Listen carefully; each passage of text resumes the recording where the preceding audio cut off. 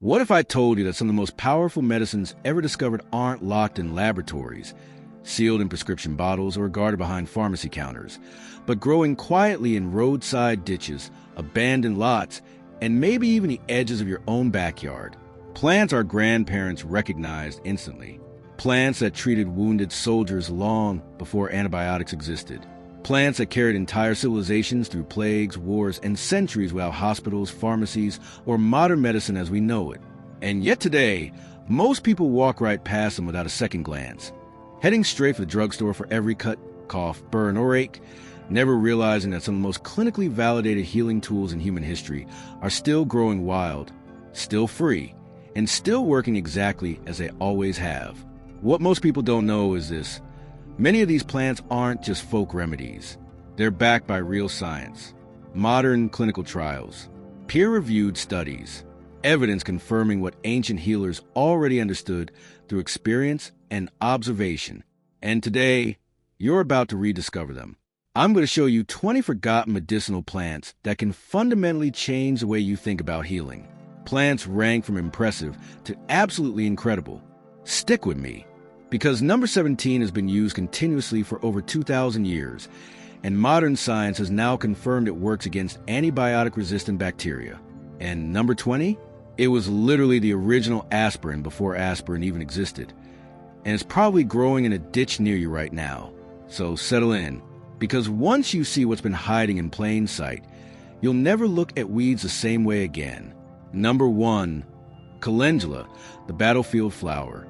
Let's start with Calendula, also known as pot marigold.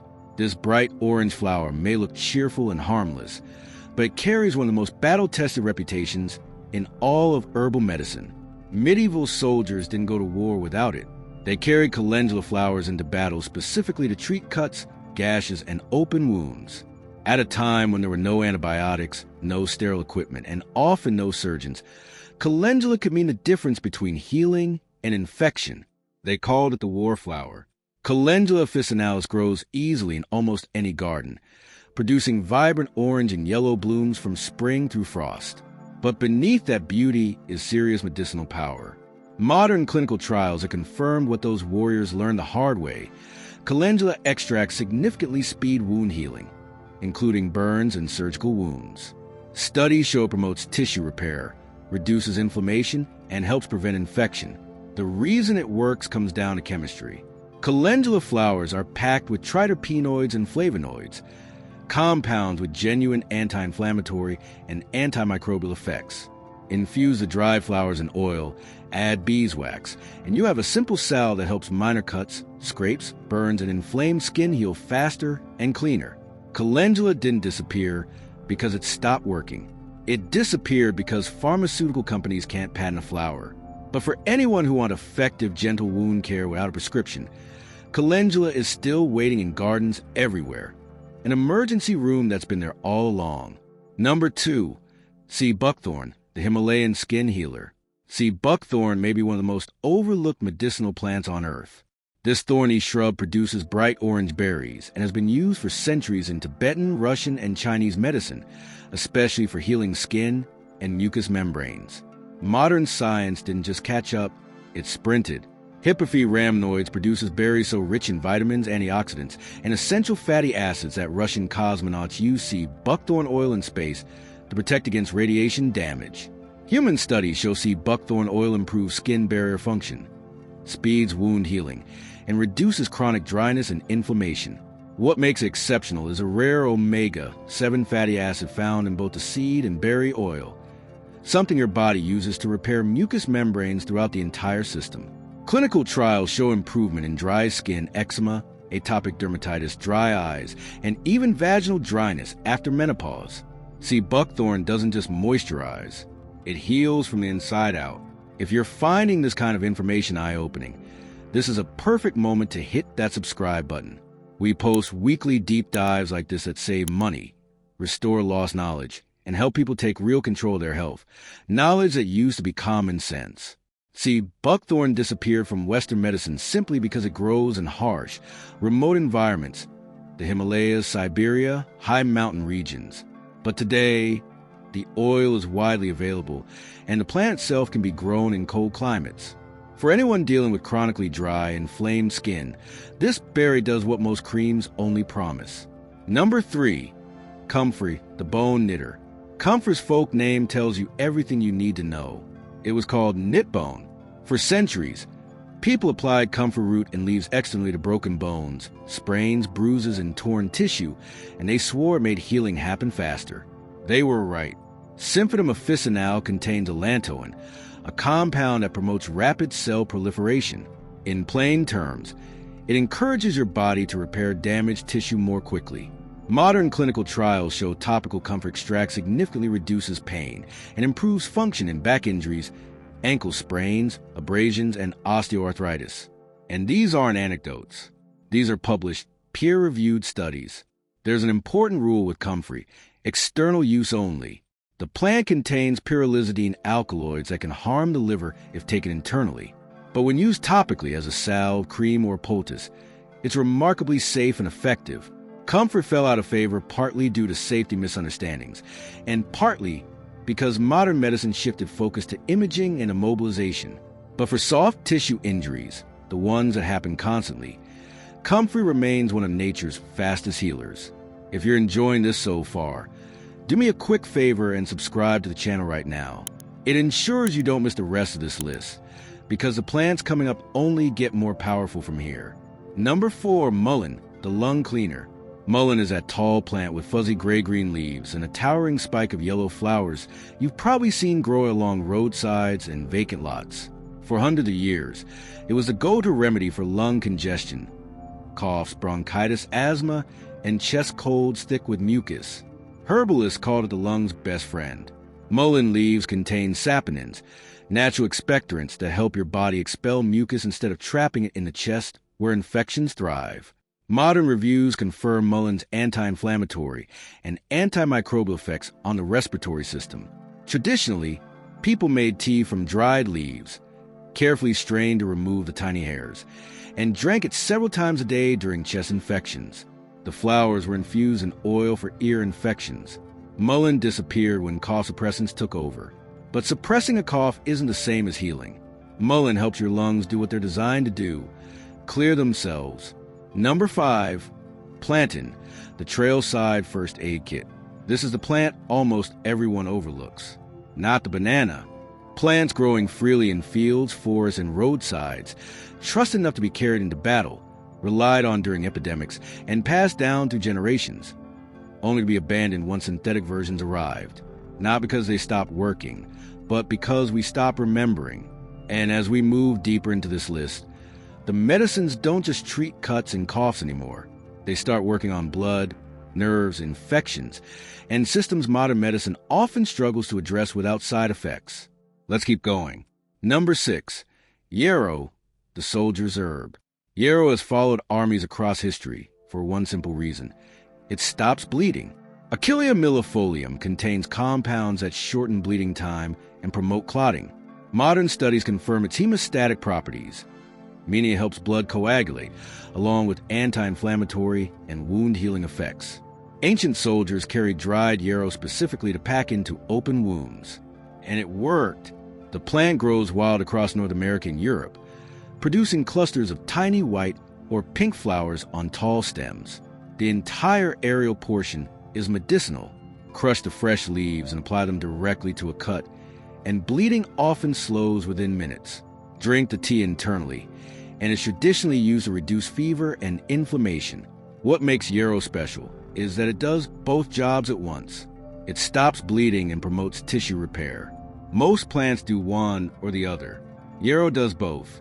It disappeared when antiseptics and synthetic clotting agents became standard. But for anyone hiking, camping, or working outdoors, knowing that a bleeding cut can be managed with a plant growing nearby is still deeply practical knowledge. It's like carrying a field medic that grows wherever humans walk. Number 7, self-heal, the plant that named itself. Some plants are so effective that people stop being subtle. Self-heal, heal all, that's what they called it. Prunella vulgaris was used for wounds, sore throats, mouth ulcers, and inflamed tissue of all kinds. And modern research is now backing up that confidence. Studies show Self-Heal has real wound healing, anti-inflammatory, and antimicrobial effects, and even disrupts bacterial biofilms, the protective shields that make infections harder to treat. Self-Heal grows low to the ground in lawns and meadows, producing purple flower spikes loved by bees. The entire plant is medicinal. Traditionally, people gargled the tea for sore throats, applied crushed leaves to cuts, and drank it for internal inflammation. It works especially well on mucous membranes, mouth, throat, and soft tissue, places where many treatments struggle. If you're realizing how much healing knowledge has been hiding in plain sight, this is a great moment to pause and subscribe. Each week we uncover more of what modern life has buried, and once you see it, you can't unsee it. Self-Heal wasn't replaced because it failed. It was replaced because it was free. Number 8, Agrimony, the throat soother. Medieval herbalists loved Agrimony, especially for anything involving the mouth, throat, or digestion. Agrimony eupatoria produces tall spikes of yellow flowers and contains tannins, natural astringents that tighten and tone inflamed tissue. Traditional records describe its use for sore throats, tonsillitis, laryngitis, digestive upset, urinary issues, and even chronic wounds. The classic preparation was a strong tea used as a gargle several times a day. The same tea could be drunk for mild diarrhea, where the tannins help calm irritated gut lining. Agrimony grows wild along woodland edges and meadows. The taste is mildly bitter but pleasant, and unlike numbing sprays or lozenges, Agrimony doesn't just dull discomfort. It supports actual tissue healing. It faded away as stronger pharmaceutical treatments became common, but for mild, lingering throat irritation, especially from post-nasal drip, Agrimony is gentle, effective, and remarkably soothing. It's like a throat lozenge that actually repairs a problem instead of masking it. Number 9, White Horehound, the original cough drop. Before cough syrups and menthol lozenges, there was Horehound candy. White Horehound, Marubium vulgar, was so effective for coughs that it was boiled into syrups and candy sold in pharmacies well into the early 1900s. It's a classic expectorant, helping the body loosen and expel mucus. The key compound, Marubium, stimulates bronchial secretions and helps break up congestion. Herbal texts consistently describe Horehound for productive coughs and bronchitis, and it's still used in some European cough preparations today. Here's what sets it apart. Horehound doesn't suppress the cough reflex. It makes the cough useful. You clear the lungs instead of trapping infection inside. Synthetic cough suppressants replaced it because they're fast and convenient, but they often slow recovery. Horehound may not taste great, but it works with the body instead of silencing it. It's the cough drop that actually wants you to heal. Number 10, Boneset, the flu fighter. Now we move into the heavy hitters. Boneset, Eupatorium perfoliatum, was one of the most important flu remedies of the 1800s. During major influenza outbreaks, households kept it on hand as a first line of defense.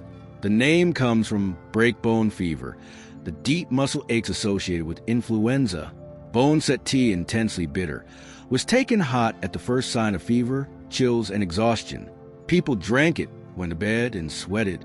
Traditional sources describe Boneset as a febrifuge and immune stimulant. While large modern clinical trials are limited, its historical use during epidemics is extensive and consistent. Boneset grows in wet meadows and along streams, producing clusters of white flowers. The entire aerial portion is harvested when flowering.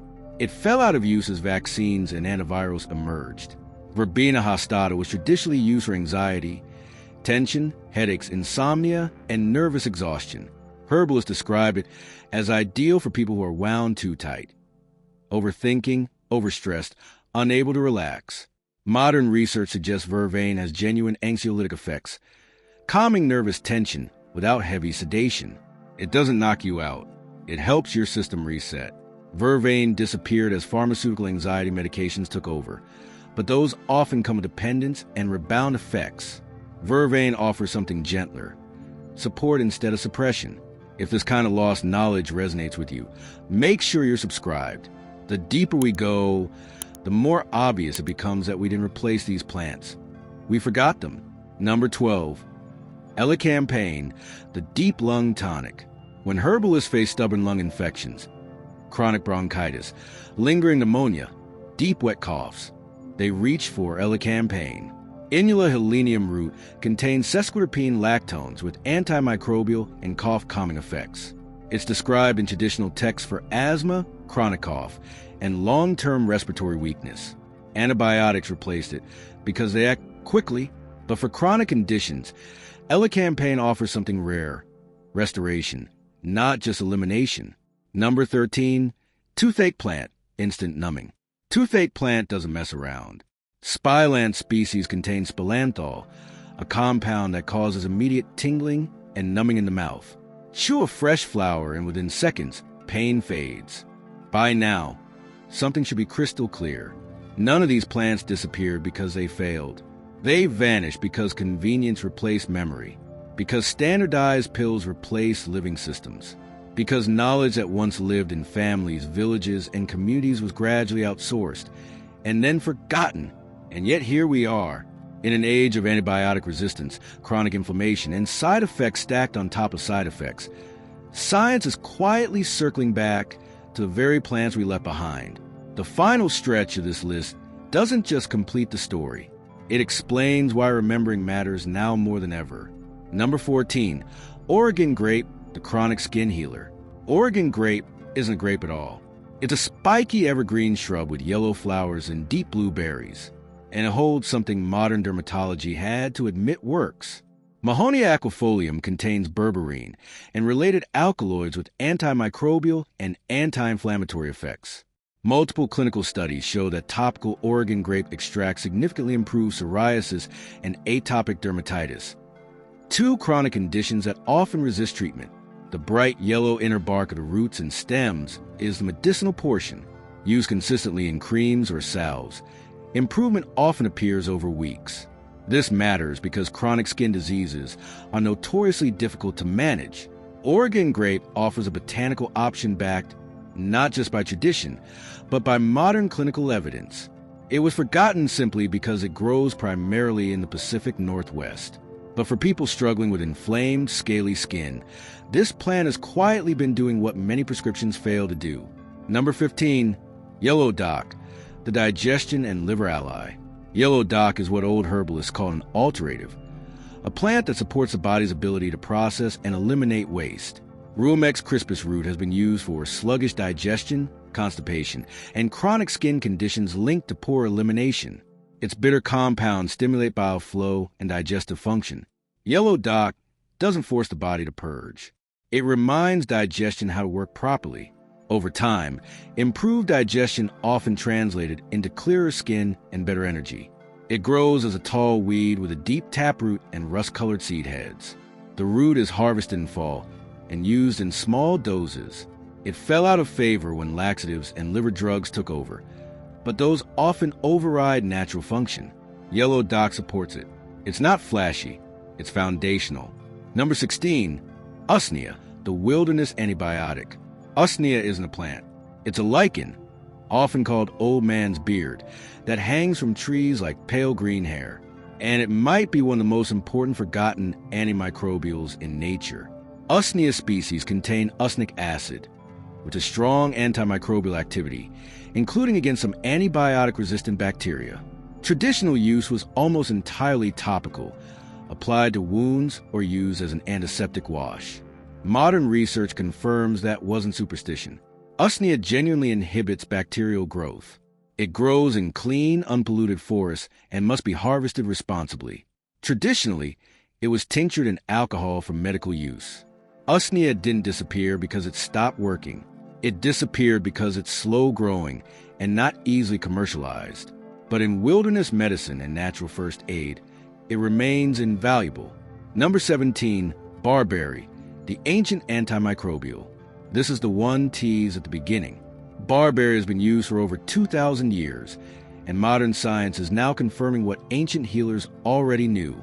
Berberis vulgaris contains berberine, one of the most extensively studied plant compounds in medicine. Berberine has documented antimicrobial effects against bacteria, fungi, and parasites. It's anti-inflammatory. It supports liver function, digestion, blood sugar balance, and cholesterol levels. Ancient Persian, Ayurvedic, and Chinese medical systems all relied on it. The bright yellow inner bark holds the highest concentration. Here's what makes barberry remarkable. Traditional use and modern science align almost perfectly. In an era of antibiotic resistance, berberine-containing plants are being re-examined, not as alternatives, but as necessities. Barberry wasn't replaced because it failed. It was sidelined because we thought we didn't need it anymore. Number 18, red clover, the field medicine. Red clover is so common that people forget it's medicine. Trifolium pratense has been used for centuries for skin conditions, inflammation, and women's health. Modern studies confirm benefits for menopausal hot flashes due to its isoflavone content. Traditionally, red clover tea was taken over months, not days, for chronic conditions. It's gentle, nourishing, and supportive. It carpets fields and lawns, quietly offering long-term healing to anyone who notices. Number 19, sassafras, the lesson in caution. Sassafras played a major role in early American medicine. Native Americans used it for fevers, rheumatism, and digestion. It later flavored root beer. But modern science revealed that saffrole, a compound in sassafras, can be toxic in large amounts. This is where traditional wisdom and modern research meet. Sassafras taught us that natural doesn't automatically mean safe for regular use. It's a powerful reminder that true herbal knowledge isn't blind trust, it's informed respect. Number 20, metasweet, the original aspirin. And here we are. Metasweet, Filipendula ulmaria, is the plant aspirin was born from. Long before synthetic aspirin existed, people used metasweet for pain, fever, inflammation, and even stomach irritation. It contains salicylates, the same compounds aspirin is based on. But unlike aspirin, metasweet doesn't damage the stomach lining. In fact, it soothes it. The flowers and leaves are used in tea. The aroma is sweet, almost almond-like. Studies confirm anti-inflammatory effects. Metasweet represents the heart of this entire list. We isolated nature's medicine, refined it, and somehow made it harsher than the original. And yet the original still grows along streams and meadows, patiently waiting. If this journey changed the way you see the world growing around you, hit that like button. It helps this knowledge reach people who are ready to stop outsourcing their health. Drop a comment and tell me which plant surprised you most. And if you haven't subscribed yet, subscribe now and ring the bell, because remembering this knowledge might be one of the most powerful decisions you ever make. Sometimes the future of medicine isn't something new, it's something we forgot.